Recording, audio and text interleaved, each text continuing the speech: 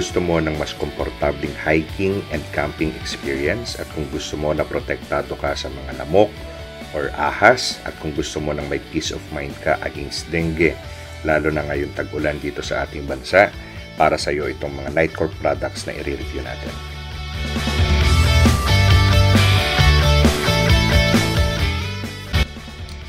Excited ako i-unbox itong package na ito dahil itong company na ito, matagal na akong fan ito, itong Nitecore, pero sa katagalan ang kanilang mga products lang ay flashlights, power banks, pero lately napapansin natin may mga nilalabas na silang mga mosquito repellent. So ito yon, umorder tayo ng dalawang products. Itong una ina-unbox natin, ito ang Nitecore EMR 40. Ito yung packaging niya. Kita nyo, very quality, very premium. Buksan natin. Tingnan natin. Excited ako dahil medyo nag-e-expand na sila ng products. Hindi na lang puro power banks at hindi na lang puro tactical lights. Meron na silang mga repellent. Ito yung isa sa pinakabago nilang repellent, mosquito repellent. Meron ng kasamang pads. Ito yung pinakabala niya, mga mosquito pads.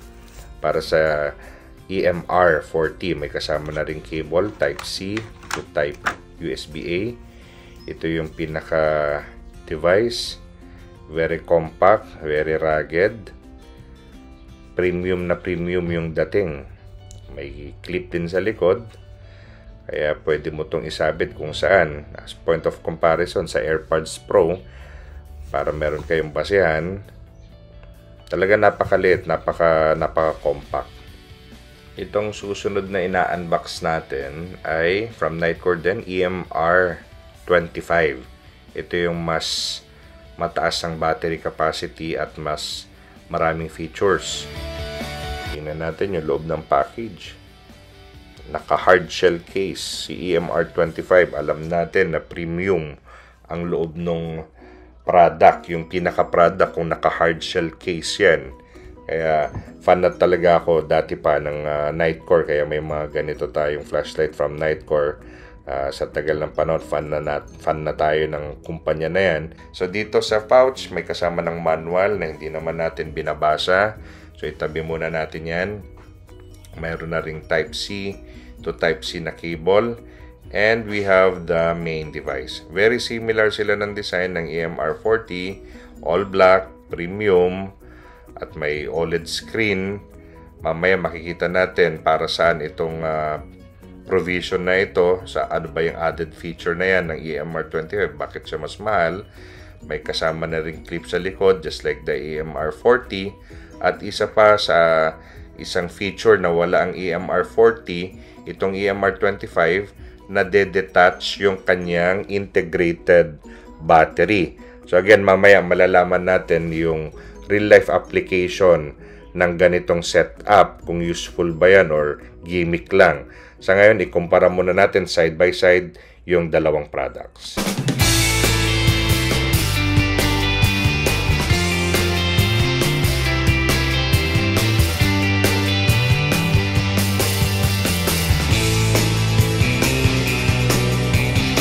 Hindi tayo sponsored ng Nitecore, hindi rin tayo konektado sa Nitecore, but I do recommend their products.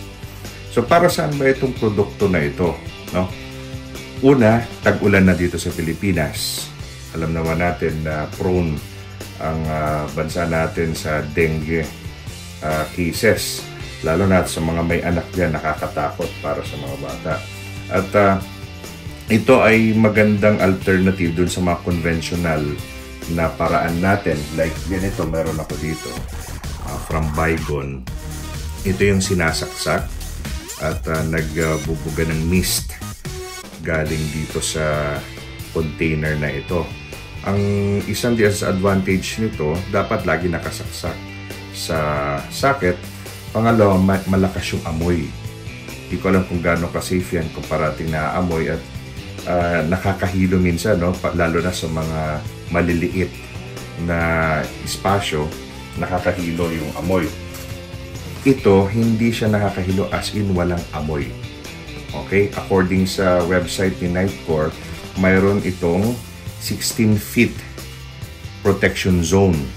Ano ba ang pinagkapareho ng EMR 40 at EMR 25? Pareho silang mosquito repellent gadget. Makikita nyo may color blue dyan. Yan yung pinakabala niya. Okay? So, dito sa EMR 40, mas malaki yung bala niya. Isang buo, sinisiksik dito sa gilid.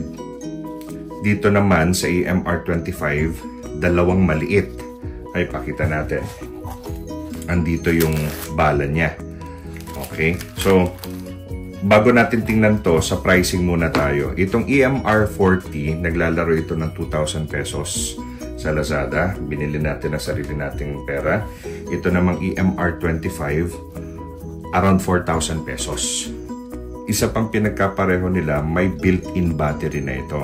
Ang pinagkaibahan lang, mas malaki yung capacity ni EMR 25. Ang EMR 40 may 7,800 milliamperes na battery. Si EMR 25 naman mayroon siyang 12,000 milliamperes na battery. Ang runtime nitong EMR 40, 10 hours max. Ang runtime maximum naman ni EMR 25 ay 12 hours maximum. So, yun yung mga basic similarities and differences nila. Ang isa naman sa pinagkaiba nitong dalawang model na ito focus lang siya sa pag-mosquito repellent. Ito may mosquito repellent na, meron pa siyang pang-repel sa mas malalaking klase ng insekto o hayop tulad ng daga o ahas. According kay Nitecore, meron siyang ultrasonic frequency na nilalabas na 40,000 Hz na frequency galing dito sa dalawang butas na yan, at yun yung nag-disorient sa mga mas malalaking hayop tulad ng daga o kaya ahas o mga mas malalaking insekto. So dual purpose na ito. Ang isa pa sa pinagkaiba nila, according kay website ni Nitecore, naglalabas ito ng heating temperature na hanggang 165 degrees Celsius, at si EMR 25 naman naglalabas siya ng 180 degrees Celsius na heating temperature. So mas mainit. Again, yun yung pinaka basic purpose nito ng mga vent. Naglalabas ng init yan, at yun yung susunog dito sa mga pads na ito at magre-release ng chemical. So mas mainit, definitely, mas mabilis maubos yung pads at mas matapang yung ilalabas na chemical, kaya mas epektibo. So, pero hindi naman siguro ganon kalaki yung difference nung heating capacity niya as regards sa effectiveness ni EMR 40, dahil magaganda pa rin yung reviews nito. So, maganda pa rin ito at mas mura. Again, kung hindi mo naman kailangan nitong additional features ni EMR 25 like pag-repel sa mga ahas, pwedeng-pwede na rin ito. Sa dimensions, si EMR 40 nasa 2.4 inches by 3.5 by 1.5 inch.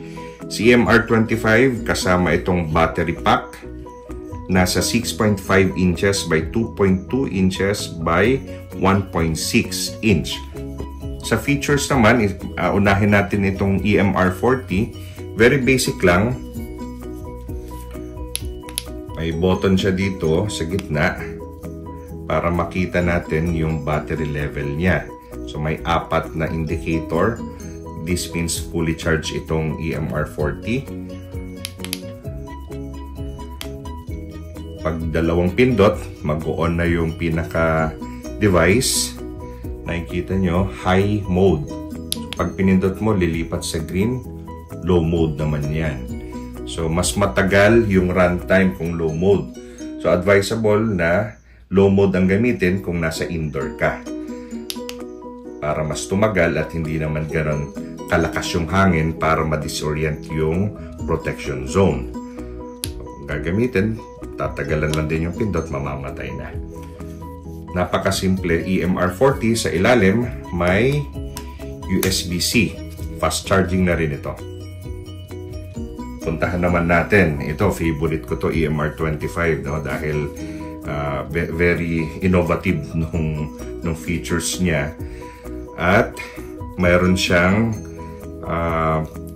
versatility na pwede mong ihiwalay itong pinaka power pack at maging power bank independently habang ito charge mo rin. So bago natin subukan yung ganong features niya, i-on muna natin. Kita nyo 100%. Ang kagandahan din dito sa EMR25, mayroon siyang display para nakikita natin kung gaano nakatagal bago maubos yung battery at yung iba pa niyang features. So, tingnan naman natin yung features niya. So makikita nyo dalawa yung button dyan. Ito yung sa mosquito repellent.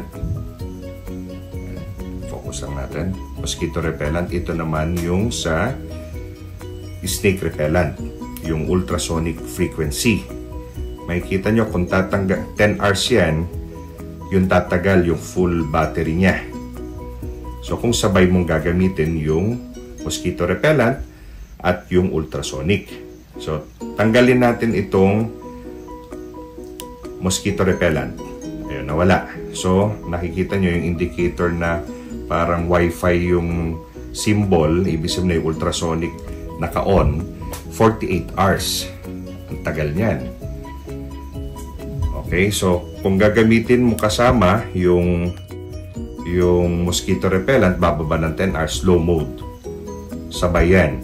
So kung i-high mode mo siya, high mode plus yung ultrasonic frequency, 7 hours. So very intuitive, nakakatuwa itong display.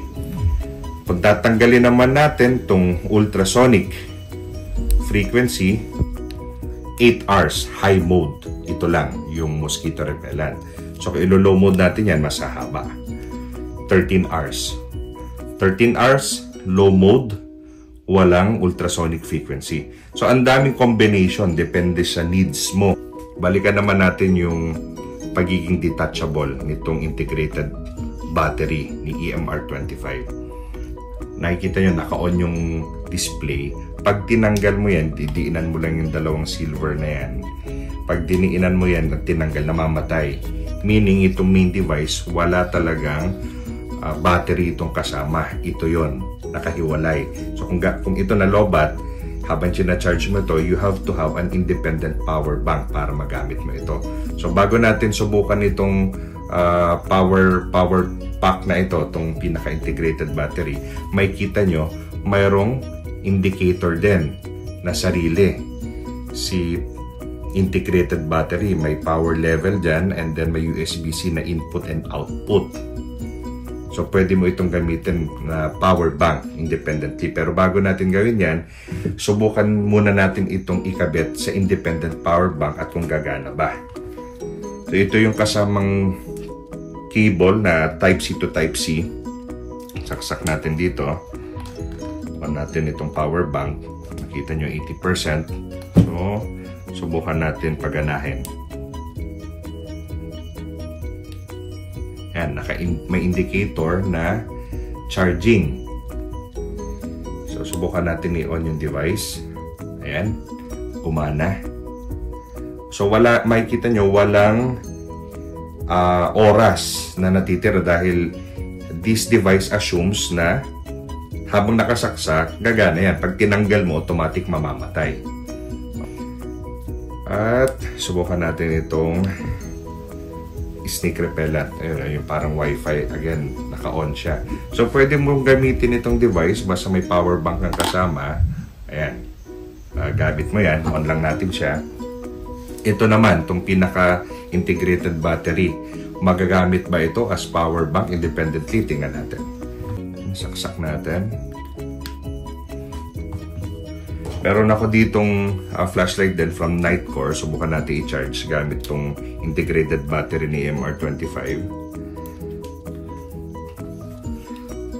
Nagcha-charge siya. Tutok lang natin yung camera.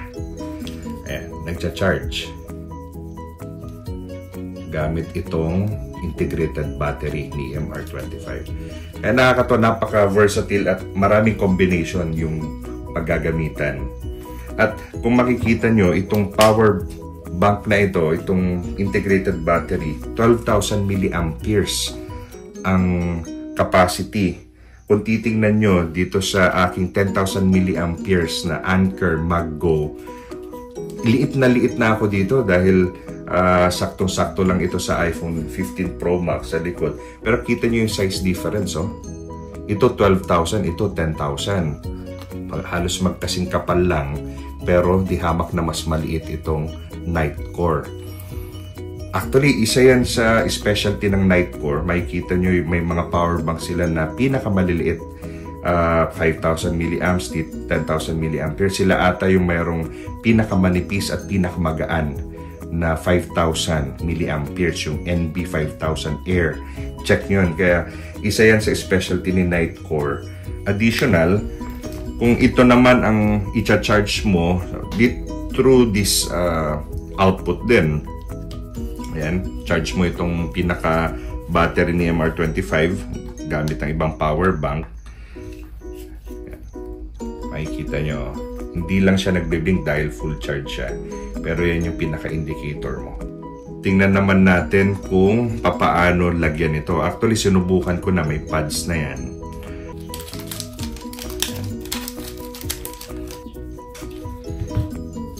Kita nyo, sobrang liit. Ayan, nandito yung luma. Check natin paano palitan. Ayan, itutulak lang. Ito yung luma. Isa pa. Okay, so bago na yung nakalagay dyan. Pansin nyo, ito yung luma, nag-white na. Oh, di ba? So, ibig sabihin, gamit na ito. Hanggang 6 hours.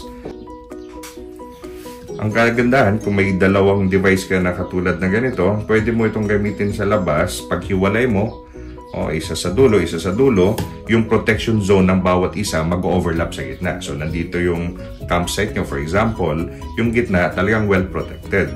Pero, isa is enough, no? Dahil may 16 feet protection zone na yan.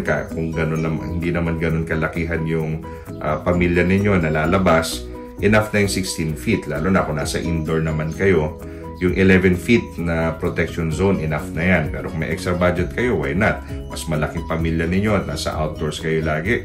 Kung mas protektado, mag-overlap yung dalawang 16 feet protection zone, overlapping dito sa gitna, mas protektado yung pamilya ninyo. Kaya ang ganda nitong mga produkto ng Nitecore, i-recommenda natin kahit medyo pricey siya. Ito around 2,000 pesos, ito around 4,000 pesos. Good investment, lalo na sa Pilipinas pag tag-ulan, nakakatakot ang dengue. Magmade-dengue ka naman, na triple o mas higit pa yung kagastusin at malalagay pa sa alanganin yung buhay mo, yung anak mo. So I would rather invest on these good quality products from trusted brands and companies kaysa gumastos ka at malagay ka pa sa alanganin. Pangalawa, hindi na uso yung mga ganito, no? Dahil ang lakas ng amoy. Pangalawa, hindi siya ganun ka-flexible dahil lagi lang nakasaksak sa outlet. At kung maglo-lotion ka naman, nakakairita. Lalo na sa mga bata, minsan allergic pa sila sa amoy. Ako personally, allergic ako sa amoy ng ano bang tawag doon sa lotion na yun, yung off lotion, makati sa ilong. Ito kasi, personally, nasubukan na natin walang kaamoy-amoy. Sa aspeto naman ng halaga, kung magkano gagastusin mo kung lagi kang gumagamit nitong refilling pads ng mosquito repellent. Nabili ko ito from Lazada around 600 pesos for 30 pieces at 180 hours of usage na yan dahil 6 hours ang bawat isa sa paggamit. Itong specific dimension na ito ay for EMR40. As I've said kanina, yung ganitong dimension na mas malaki, isang buo para kay EMR40. At ito namang yung dalawang maliit for EMR25. Tingnan natin paano ilagay itong pad ng EMR40. Yun ang kagandahan sa mga ganitong setup dahil napaka-convenient. Magbulsa ka lang ng 5 ganito o 6, ilang oras na yun o ilang araw na yun kung magka-hiking ka. So, itong medyo lighter blue na pads, ibig sabihin paubos na yan. Tutulak lang yan.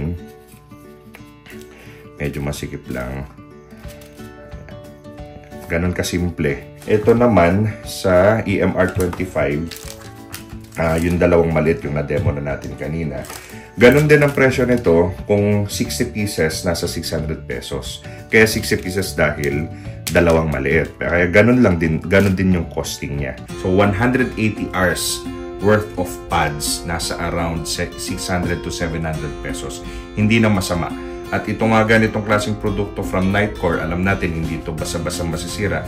Magagamit mo pa to sa mga susunod na taon. Dito sa Pilipinas, kalahati ng taon, tag-ulan. Kung nasa farmhouse ka, gamitin mo yung frequency nito, yung ultrasonic frequency, araw-araw mo itong magagamit. So, good investment na ito. Kaya, I would recommend this kinds of products kahit na medyo may kamahalan, pero sulit siya in the long run. So, sana nagustuhan nyo yung video natin ngayon. At kung ganito yung mga gusto nyo tech-related videos, please support the channel. Subscribe at please like this video. Paki-check na rin yung iba nating tech-related videos. At malaking tulong ito sa channel. See you on the next one.